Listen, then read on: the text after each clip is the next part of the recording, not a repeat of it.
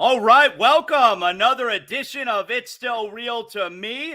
And of course, everything It's Still Real to Me brought to us by Anna Jar and Levine, Accident Attorneys, 800-747-FREE. They are the title sponsor of everything Zaslow Show 2.0, including our wrestling podcast, It's Still Real to Me. If you're involved in any kind of an accident, hit and run, motorcycle, boating, car accident, you deserve to be compensated when it isn't your fault. And I send you to the best accident attorneys around. Anna Jar and Levine, Accident Attorneys, 800-747-FREE, 800-747-3733. Our pal, of course, is Joey Levin. We got a bonus episode of It's Still Real to Me tonight. We're coming at you here. If you're watching live, we love that. We love you guys being able to participate.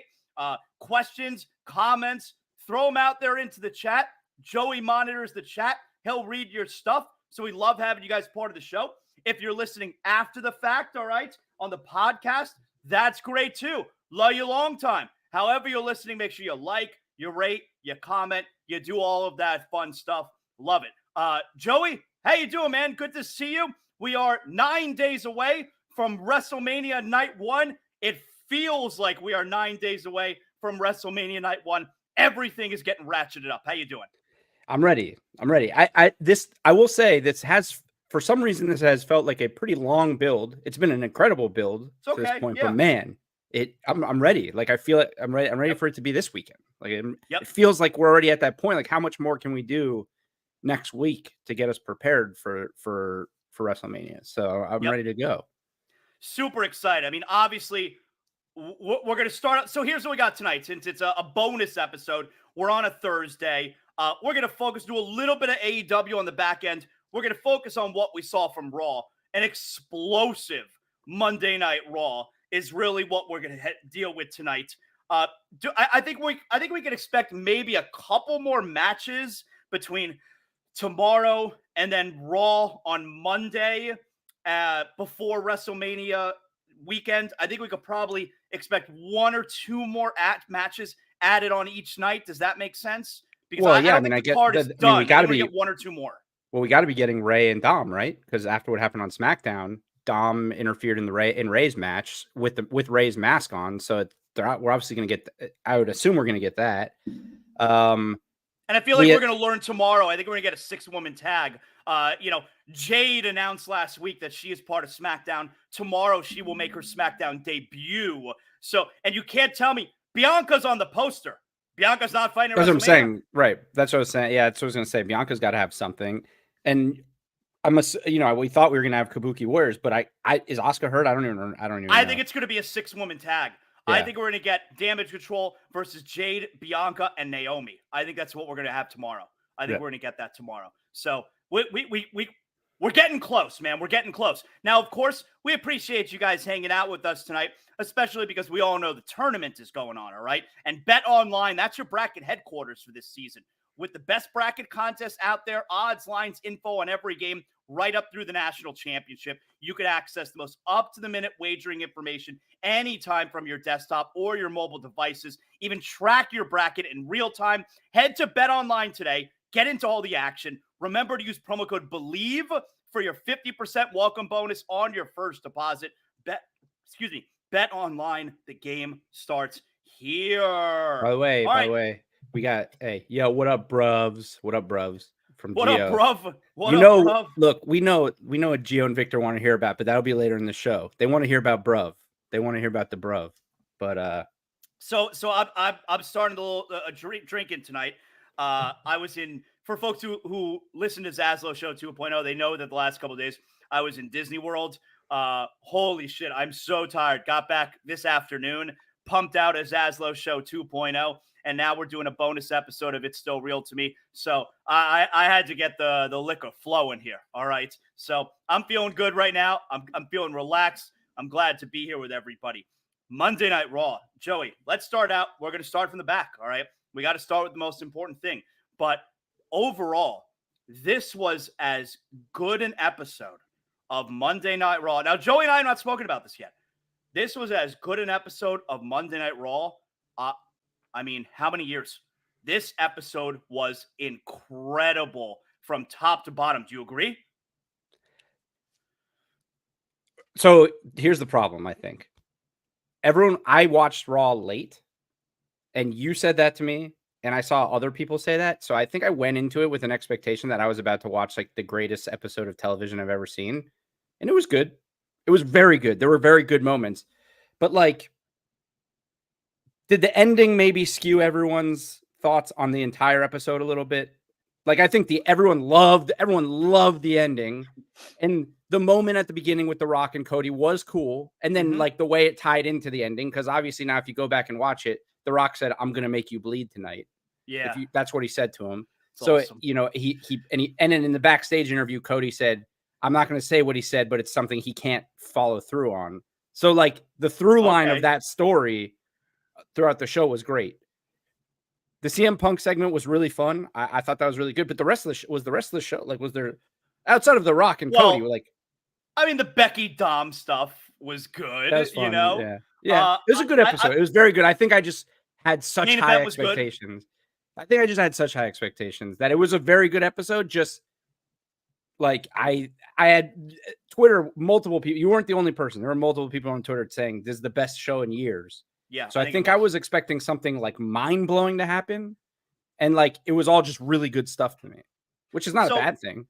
So the first thing that I want to say though is, obviously, like, it feels like Cody is fighting The Rock at WrestleMania. Thank you. No, I'm glad you said it, because that's the problem. You don't need me to say that, because everyone can say that. It's very obvious. But I want to start by saying that, because my follow-up to that now is, so what? Because I'm super entertained. That's where I disagree. Really? That's where I disagree a little bit. I'm super entertained every single week, and I don't know what the fuck is going to happen at WrestleMania. And as long as I'm entertained, and also, Joey, before you give your response, you give the counterpoint here, you don't think that the writers and Triple H know this? They're watching the same show. But we keep saying that, and here's the thing. I'm entertained too. I watched your interview with Chris Van Fleet. Great interview. I think it was either you or him who said this is maybe the best character, the best work The Rock's ever done. Chris loves Rock. I don't know that. I think again, but he also then at the beginning of the interview mentioned recency bias. Maybe a little recency bias. We're talking about The Rock here. But I do love this character. I love the final boss character is a great character. It's different. It's something we've never seen. So that's what we're calling it now. It's not Bloodline Rock. It's not Hollywood Rock. It's the final boss. Right. Okay. The problem is, what the hell is the story?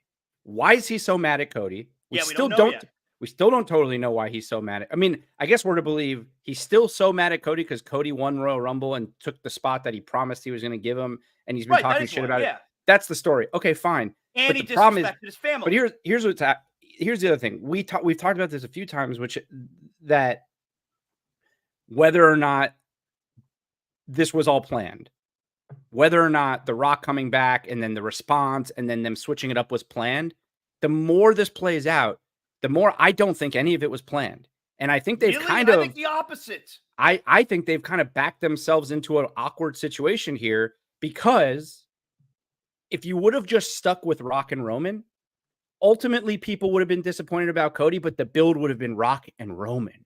And people would have loved the build between Rock and Roman. If you wouldn't have brought The Rock in at all, you have this incredible story of Cody and Roman. It's incredible. It didn't need The Rock. The Rock is great. That story didn't need The Rock. But now The Rock is in there, and it's Rock versus Cody, and the 4-year reigning Universal Champion, who everyone thinks is going to win because he's going to break Hulk Hogan's streak, is a non-factor in the build to WrestleMania, the biggest WrestleMania of all time. Give it a chance. Give it a chance. It's next week. It's next week. Allow it to play out is my response. But allow it to play out. But the problem is The Rock is just so much bigger. The Rock is just such a bigger presence. Anytime The Rock is like Roman had a segment on SmackDown, and it was a good segment. Roman was great in it, I think. It's fine. But no one really talked about it. But everyone talked about The Rock screaming, "Boy, look at you now, boy!" Like The Rock is just so much bigger, and Cody's the star of this company right now, like the full-time star. Like he's the babyface star. Well, The Rock is the star of the moment. Cody is the star of the company, and Roman just kind of feels like he's there. And this feels like it's all just leading to night one. Okay, but they know this. So whatever happens night one, it's going to be unbelievable when they close the show and Michael Cole and Pat McAfee sign off of night one. His final call is going to be wild because it's going to set up the entire next night. So you and I, we disagree on both fronts. You don't love that it feels like Rock is the main event versus Cody. I don't have a problem. I don't care because I'm super entertained. Also, you have a hard time believing that any of this was planned from the get-go. And I'm no. That's not what I'm saying. I'm saying the more it plays out, the more I feel like I'm starting to think it was not planned from the get-go. Because, okay, you're saying it was planned from the get-go.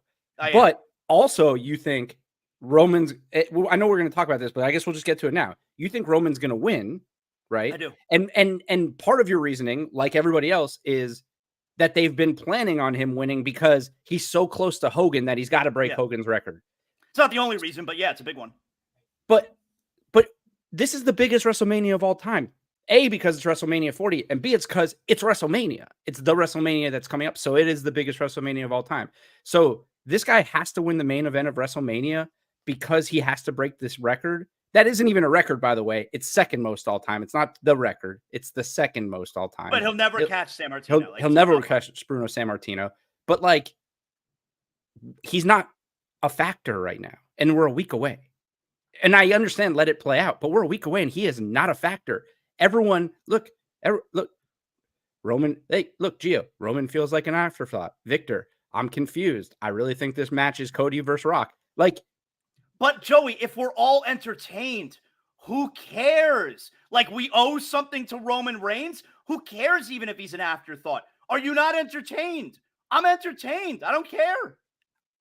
Personally, Roman Reigns versus Cody was more entertaining to me than this story. The Rock is entertaining in a vacuum. You could have put The Rock against Chad Gable, and it would have been entertaining. You could have put The Rock against R-Truth, Kofi Kingston, whoever. It doesn't matter. The Rock is The Rock.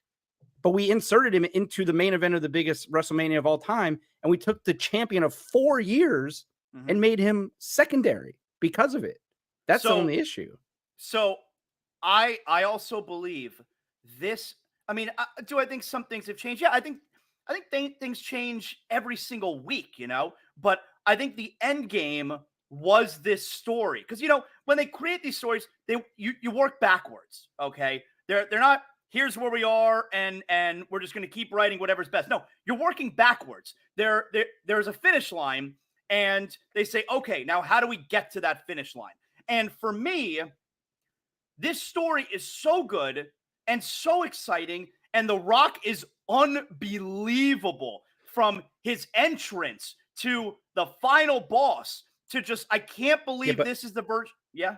But is there some, are you, and I'm asking this genuinely, is there some conflating there between the story and the character? Because you're saying the story is incredible. Is it just incredible because The Rock is incredible? Like the story, I think it's incredible. The story is confusing. I don't know.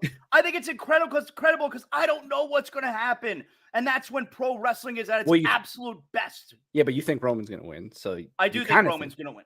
Well, yeah. I don't know, but right. But here's the thing: if this was Plan B, if they actually pivoted, if it was never supposed to be Roman versus, if it was originally supposed to be Roman versus Rock, and they pivoted, okay, but if this, so this was Plan B. They actually changed it. What the fuck could Plan A have been? Because this is incredible. Roman versus Rock. I know, but how could it be better than this? Like, if this is Plan B, I don't know, man. What could Plan A have been? Roman versus Rock. I know, but how could Plan A be better than what we're watching? How could Plan A be better than Final Boss Rock? How could it be better? Would the character be better? I don't know. Would the story be better? Yes. Because the story right now doesn't make a ton of sense. You gotta see that. Like that, the story right now. Well, the story doesn't make a ton of sense in the meaning you don't understand why Roman is not front and center. Is Roman not the Universal Champion main eventing night 2 of WrestleMania 40? And is he not been the champion for 4 years? here's what I would say. What I think the build has nothing to do with him. They're what I think would to make this better. Let me ask someone. Would Monday Night Raw, so Solo tries to beat up Cody backstage, Jimmy tries to beat up Cody backstage, and then Rock comes in and just beats him bloody, beats the shit out of him. I will say, one thing I think we probably all would agree would have been a great actual close to the show is Roman Reigns then is somewhere there and is like, that's right.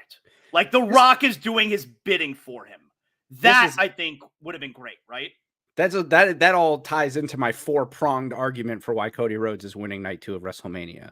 I have a 4-part. I should have put together like a PowerPoint. But yes, like part of where I think this story is that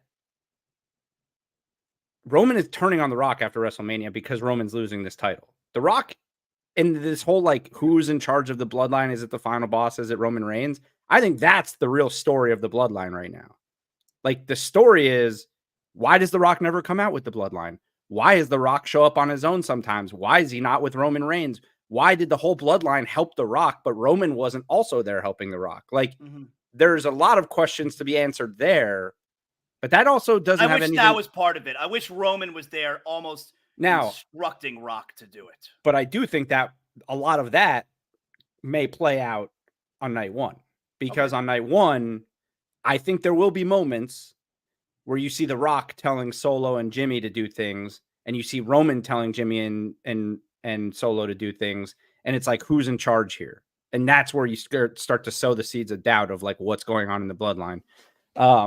But again, just in terms of what's going to happen on night 2, I'm just still a little confused about why Roman is not more front and center for the build to the main event to WrestleMania 40. Yeah, no, that's a valid question for sure.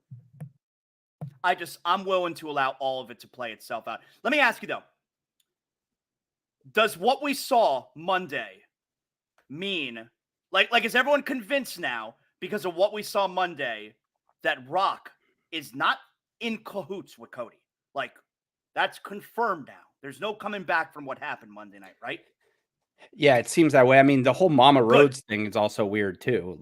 I mean, I know why he's doing it. It's part Cody, of the he's a crybaby and he cried, and so I get that. But like that's like we don't have to talk about that anymore. That Cody and Rock are working together. You can't do what you did on Monday and then you're actually working together. That's bullshit. No, in fact, there's part of me that thinks that this all leads to Roman becoming a face in some weird way. Maybe. Like The Rock has become such a brutal, like destructive heel that if Roman loses the title, Roman's like, no, this is not what it's about. And the bloodline maybe turns on The Rock. I don't know. So let's talk about that here then, because one of the parts that's so amazing to me about this final boss character of Rock, he's so ruthless. He's so evil. He's leaving the face of WWE in a bloody mess at the end of Monday Night Raw. With The Rock's very carefully carved out Hollywood persona, aren't you surprised that he is portraying this character right now on television every single week? He has such a carefully carved out reputation, and he's doing this on television every week. Like Joey, you would never see John Cena do this. You would never, ever, ever see John Cena play this character. Aren't you surprised that The Rock is actually following through with this? Maybe. I mean, a little bit in the beginning, but when you think about it, I mean, he's cemented. Like he's locked in. He's Hollywood. Like he's just playing a role. You know, Hollywood. The people in Hollywood, they know what he is. They know what he's doing. They're not. It's not in their mind. They're not like, oh, well, this is the real. We're not going to sign him up to be our movie star because he's doing this. If anything, they're probably like, man, The Rock has some range we didn't maybe realize he had. Yeah, but you know how people treat pro wrestling, man. Well, yes, but I don't know about like Hollywood producers. I think they're probably fine with it. Maybe some of his movie fans are probably like, what the hell is this stupid shit? But whatever. I mean, it is different. It's definitely different, but you know, it's getting eyeballs and tons of people are going to watch it. So I guess it's not the most shocking. Joey, make your case for why Cody is in fact winning on night 2, because I don't believe it. Let me hear it, man. Okay. Well, one is a ton of is a lot of what we just talked about, which is the entire build to WrestleMania has been about The Rock and Cody Rhodes. It has not been about Roman Reigns. He's been an afterthought, which makes me feel like, and the build has not only has the build been very little of Roman Reigns and mostly Rock and Cody, but The Rock is kicking the shit out of Cody. And a lot of times the guy who's getting the shit kicked out of him in the lead in becomes the hero in the end. So that's part of it. Number 2, I think, although we maybe disagree on this, or maybe there's some varied thoughts here after what happened on Raw with CM Punk, I think we're in agreement, and most people are in agreement, and I think Vegas is in agreement. Drew McIntyre is winning the world title off of Seth Rollins, right? Definitely. Okay. Well, that's going to be the second to last match. So they're going to be like co-main events. It's going to be Drew and Seth, and then it's going to be Cody and Roman. I don't think it'll be the second to last. They never do it like that. It'll be like in the middle of the show. Or it could be the start of the show. I think that's what they're going to do this year. I don't think both Drew and Roman are winning. I think either Cody or Seth is winning, and I think it's going to be Cody.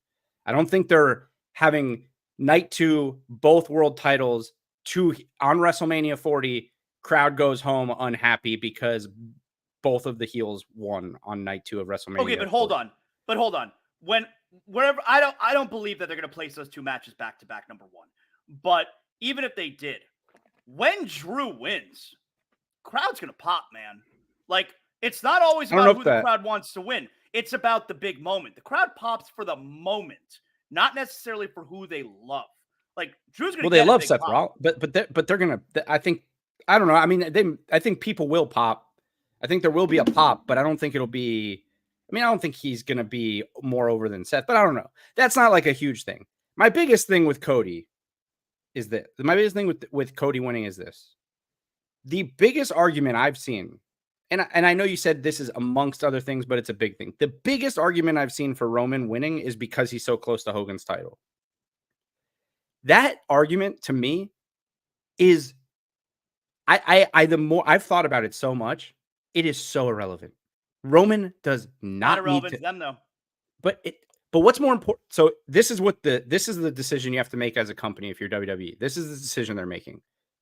Do you want to, as a company, be able to say in 20 years that Roman Reigns has the second longest reign of all time? Or next weekend, do you want to cement the next John Cena for the next 10 years of your company? Because that's what you can do with Cody Rhodes, right? This isn't about like a record that they can like show video packages and no one actually really, like, Roman Reigns breaking Hogan's record. That's not selling tickets. That's not getting ratings. Cody Rhodes has a chance. If he beats The Rock and then he beats Roman Reigns at WrestleMania 40, he's already a huge star. He is now the guy of that company for as long as they want him to be. And that's the opportunity they have. So as a business, it's like, okay, yeah, we can break a record, or just like you said, things change.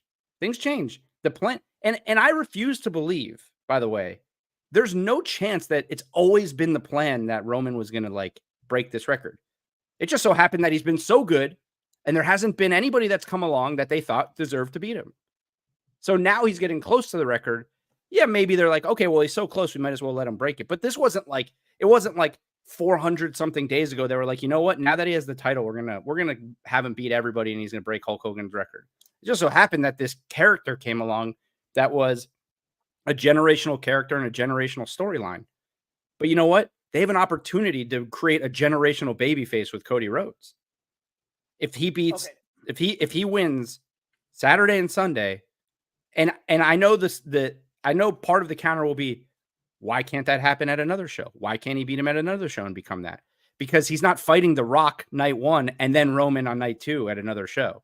There's not going to be the same eyeballs. It's not going to be a WrestleMania moment. And he's not going to get I don't think if they're going to have him lose back-to-back WrestleManias to Roman Reigns like this, I don't think they're giving him another shot at Roman Reigns at WrestleMania. Maybe he beats somebody else at WrestleMania to win the title eventually. But then that doesn't lock him in the way it locks him in if he beats Roman Reigns. So I think it's Cody because this is for the business to me. Like I think Cody winning is great for WWE. Cody is and Cody winning, you still have Rock and Roman's still huge, and you still have him with the Rock and doing their thing. True. And now, that's true. To me, and my fourth point of my 4-point thing is Cody's a heavy favorite on Bet Online.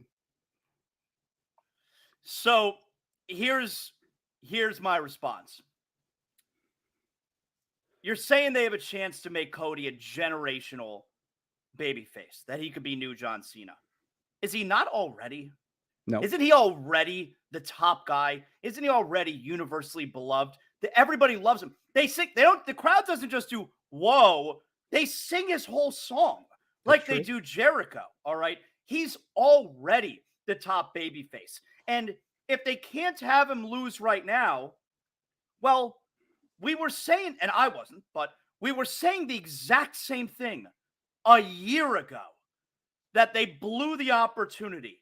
Not only did they not blow the opportunity, they're in an even better place right now a year later. So is that what we're going to say next year? What? I mean, I don't have any evidence that we wouldn't say the same thing next year. So we're just like every year he's going to lose and everyone's going to be like, next year it'll be even bigger. No. He can't lose every year, okay? But there's also never been a main event of WrestleMania. We've had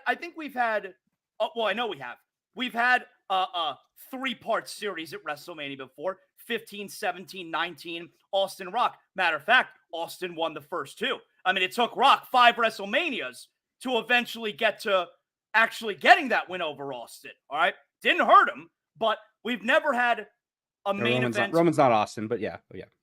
Well, right. We've never had a main event 3 years in a row. We had 31 and 32. 31 and 33. Rock Roman, the first one was 31. Okay, and then they fought again 33. So I don't think we've ever even had the same main event 2 years in a row, have we? Is this the first ever? No, there had to be another one. I'll look at it. What else? Was Cena Rock 2 years in a row? Maybe. I'm looking it up. That may have been 2 years in a row. And if so, we've never had a main event 3 years in a row. It would feel like this could be the first time we do that, and that's a pretty fucking big deal. Like, you're a monster. Oh, I can't believe you don't remember this. You should. This should be Rock and Cena was back to back. Right. Bret Hart, Yokozuna. Oh yeah, 9 and 10. Okay, so this could be not only does Roman pass Hogan, and I get your point that it's not even number 1. I get it. Number 1's not attainable. Not only does Roman pass Hogan, but for the first time ever, you get headlining WrestleMania 3 straight years. You don't think that's a monster deal? Why can't they main event next year if Cody wins? They can, but I'm just saying how he doesn't have to. He's not going to win right now, and it's still going to be a monster next year. I don't know. I think it becomes even bigger next year if he wins because now it's best of 3. Now this is the final one, best of 3. This is it. No more. The stipulation is whoever wins this, they never main eventing WrestleMania against each other again for the title. Like it's one of those things. Yeah, that's good. Also, let me also add, as far as Cody, is he going to be the guy who never wins? Cody's father, Dusty Rhodes, went through hard times for years.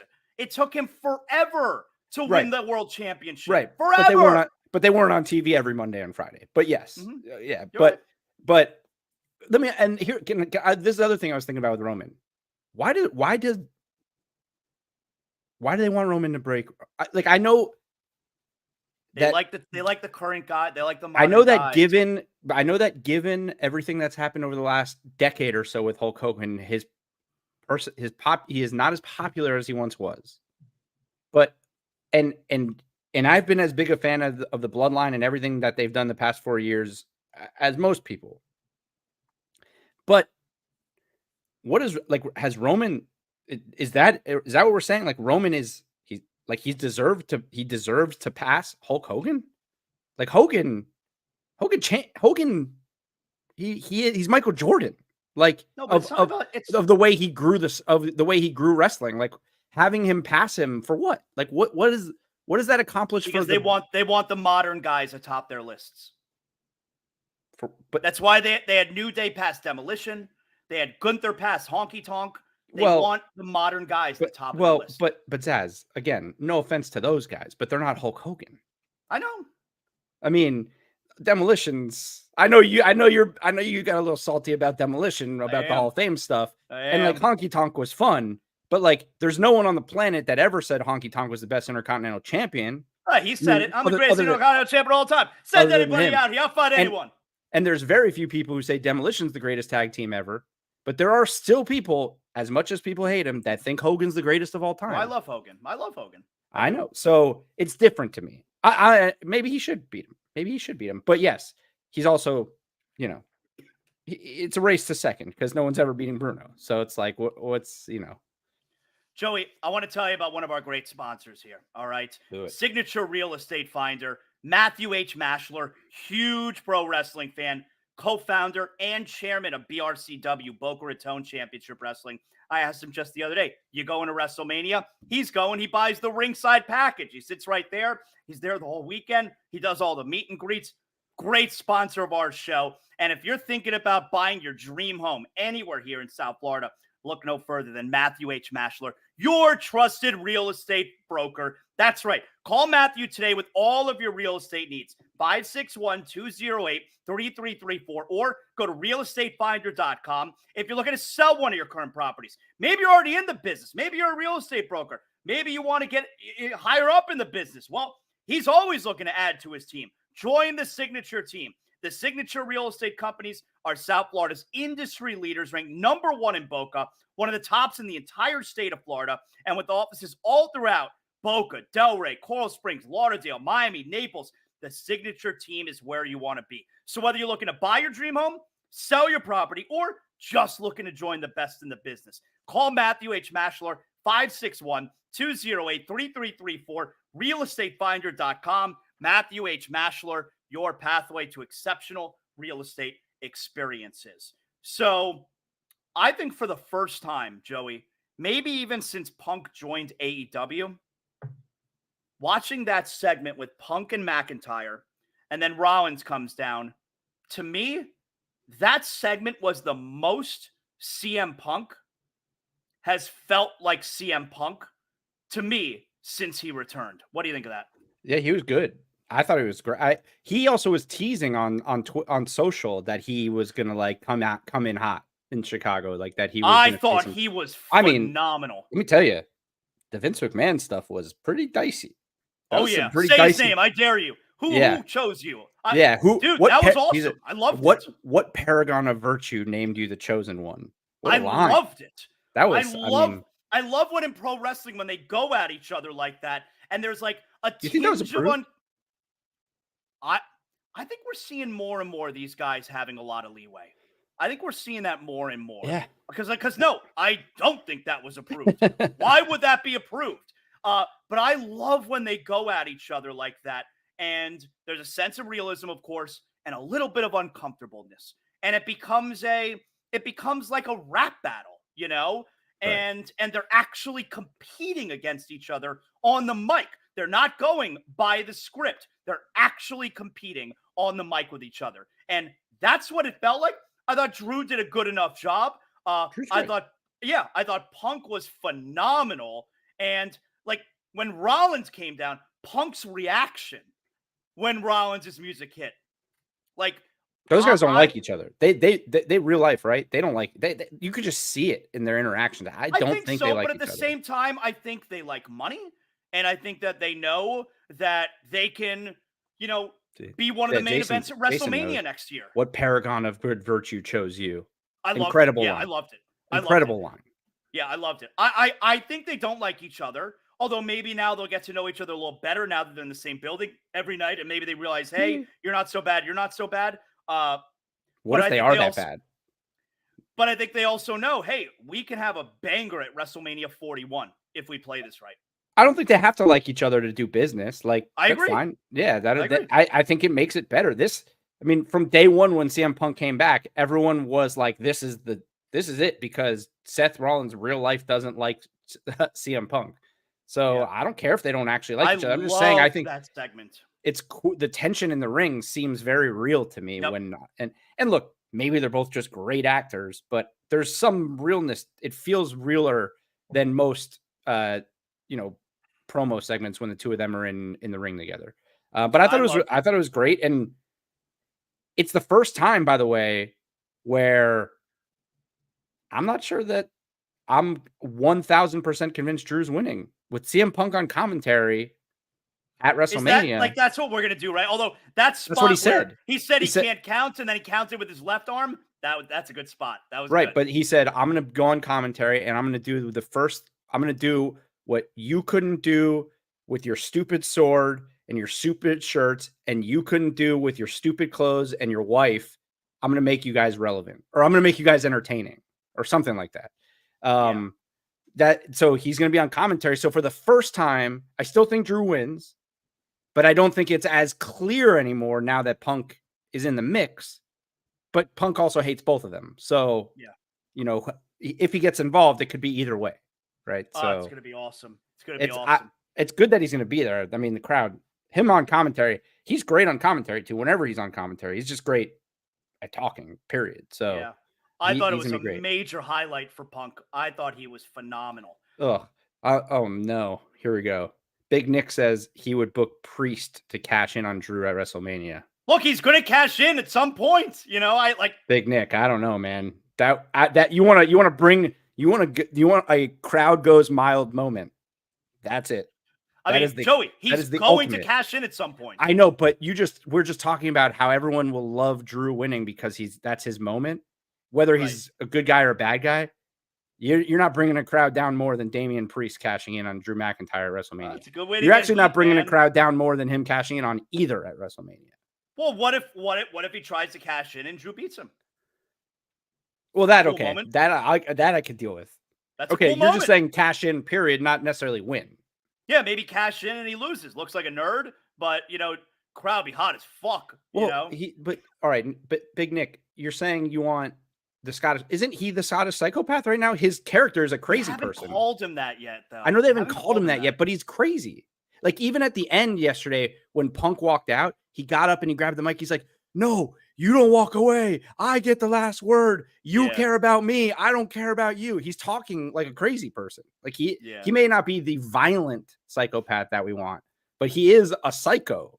Like this guy who's trolling people online and he's going after CM Punk. He's making T-shirts and the way he's talking to Seth and this and that. He is a version of a psychopath. He's just not like the violent psychopath that he was when he was the Scottish psychopath officially, when they called him that.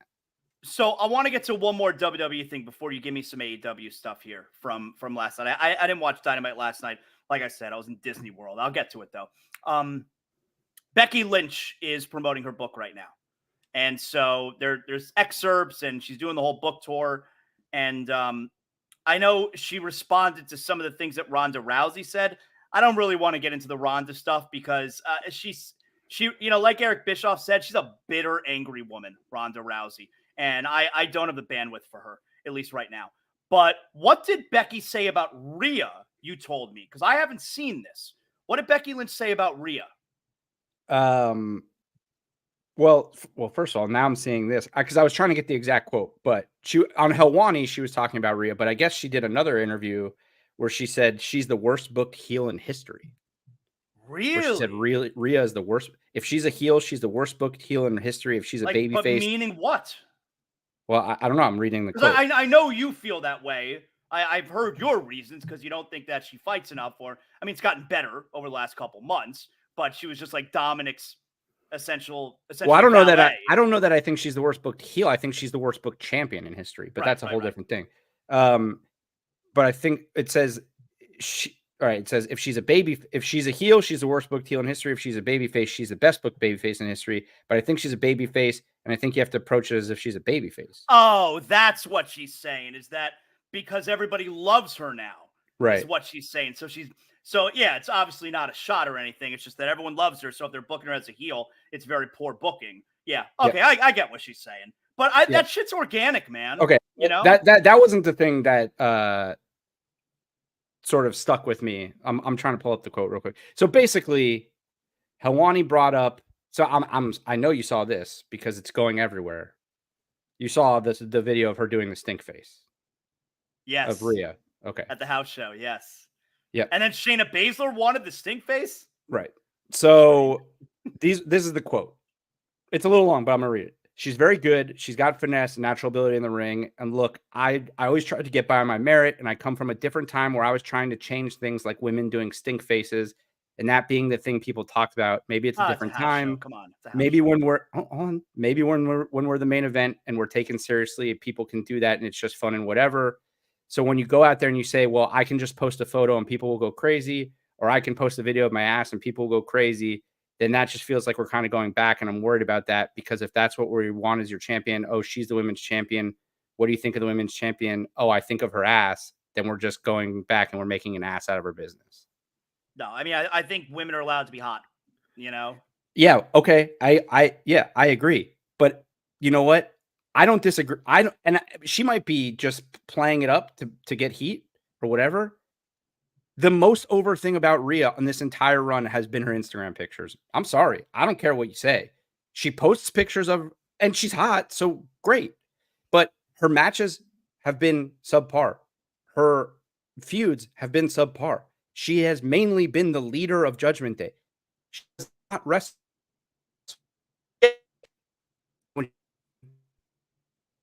She posts a picture that goes viral because you see her, the V and her ass and the tattoos and all that stuff. And look, she's allowed to have that. Absolutely. But like maybe let's have some matches. Let's have some feuds. Like she's not going viral because she cut a promo that everyone's going crazy about. She's going viral because she's hot, because of her look. Well, she's got a big feud now and she's going to win at WrestleMania. Right. But I mean, the build to this feud has been fine. But it hasn't been anything. Becky just punched out her boyfriend, you know? So get ratcheted up now next week. But I'll tell you what, one segment between Dom and Ray, I'm more excited for Dom versus Ray. Dom's got to get the win now. Like, they haven't set the match yet, but I thought Dom was going to win last year, you know? Yeah. He's got to get the win now this year. Right. But I'm excited for that match. I'm excited for that match. I can tell you, that's my thing. I'm more excited for Io and Bayley. Way more excited for Io and Bayley. By the way, we got a lot of people who are watching the show right now. Love it. Like, really fucking awesome. Make sure you like, you rate, you comment. Make sure you're all subscribed. You hit the notification button on the YouTube channel. I am hosting a WrestleMania preview show on ESPN Radio. Night 1 of WrestleMania, before WrestleMania kicks off. I think WrestleMania starts at 7:30, I think, maybe on Saturday night. Is that the start time? 7:30? Does that sound right? Not positive. Yeah, probably. Yeah. It's going to be, I saw someone posted, like, you know, they'll put on Peacock, like the times, like how long it's going to be. It was like 6 hours. You're getting a massive pre-show, of course. Yeah. So ESPN, like ESPN Radio, I'm hosting a WrestleMania preview show before night 1 on Saturday night, next Saturday, April 6th. When I have the official time, I'll let you guys know, but look out for that. Like, that's fucking amazing that ESPN gives a shit about WrestleMania, and B, that they're having me do it. So ESPN Radio next Saturday before night 1, I'm doing a WrestleMania preview show. I'm super pumped. Victor says the one that's wearing ring gear with just about her entire ass out. So that's a fair point about Becky, I'm assuming. Becky. Yeah, no, that's right. Yeah, let's see. Gio says Becky's time has passed. These new women of WWE, next level. Jade, Tiffy, Rhea, Liv. They have Alexa possibly coming back. Is Alexa coming back? I haven't heard anything about her in a while. Carmella. I know Carmella's returning WrestleMania weekend. Yeah. And then Big Nick was saying, before you move on, it's Jade, EST, and Naomi versus Damage Control. Did we mention that, or were we talking about that off air? I said at the very beginning right? Of the show. Yeah. I believe we'll find that out tomorrow, Nick. Because Jade is debuting on SmackDown. I love her, man. She is. I mean, just such a massive star. It's good that her first match is going to be a 6-woman tag. Like, I'm glad that they're not putting her in a singles match at WrestleMania. Like, but you know what, dude? She's been training for like 5-6 months now. She's going to be awesome. She's going fine. to be awesome. But you don't want to put her in a position at WrestleMania where she may not be awesome. Yeah, protect her, let her look like a beast and whatever.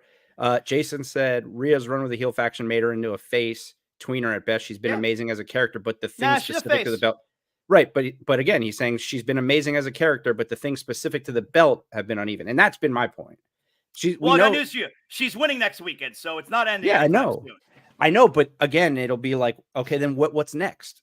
Are we going to go another 6 months where she's just like sporadically defending the belt and not really having any good feuds? Like to Gio's point, look at all of these young stars that they have in the women's division. The women's division's stacked. It is. Like there should not be a moment now coming out of WrestleMania where Rhea Ripley is stagnant and doesn't have a good feud. And it probably needs to be Liv right away because Liv, there's the history there. Well, Liv's remember, awesome. The next pay-per-view is in France after this one, right? Is that what Backlash? it is? Is that? Oh yeah, God, that's a monster show, man. They should just go back to Puerto Rico. I mean, I know the monster show. That crowd will be cool in France, I'm sure, but the Puerto Rico crowd. I mean, I would pay. I was actually supposed to go to the Puerto Rico show, and I didn't. And then when I didn't go, I was like, you know what? It's fine, no bloodline and whatever. And then as soon as Bad Bunny came out, I was like, fuck. Like an all-time show. God damn it! Just missing Bad Bunny's entrance is like that's worth the price of admission to go. I know. Yeah, I don't know. Yeah, Victor wants to know why Bayley is an afterthought. I don't think she's an afterthought. I just think it's just such a big show. There's so much, you know. They're devoting time every week to her story. Every week. It's only an afterthought if you're not as interested in it. And you're not as interested in it because there's other shit that's better. Yeah. She's been trying really hard to get them let Paramore play her out at WrestleMania, which would be sick. That would be awesome. She's a huge Paramore fan. That would be really cool. I don't think they will because then they'd have to just let everybody do that kind of stuff. But that'd be awesome.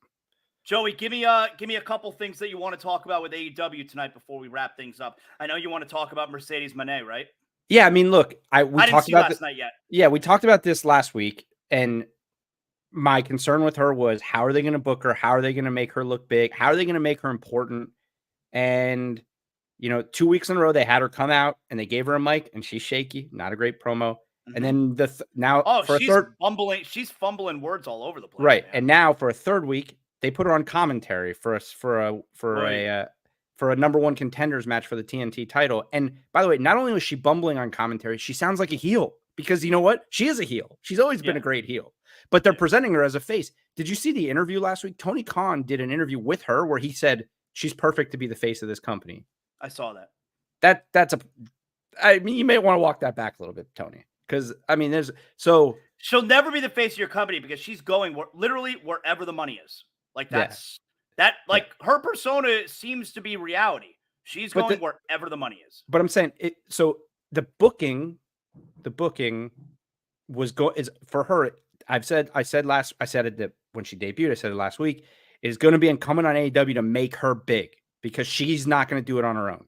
Her matches will be good, but that is not going to make her into this huge star. They need to book her as a big star, and her first booking being a thing with Willow Nightingale and what's her name for the Sky TNT? Blue, Julia Hart, and going after the TNT title.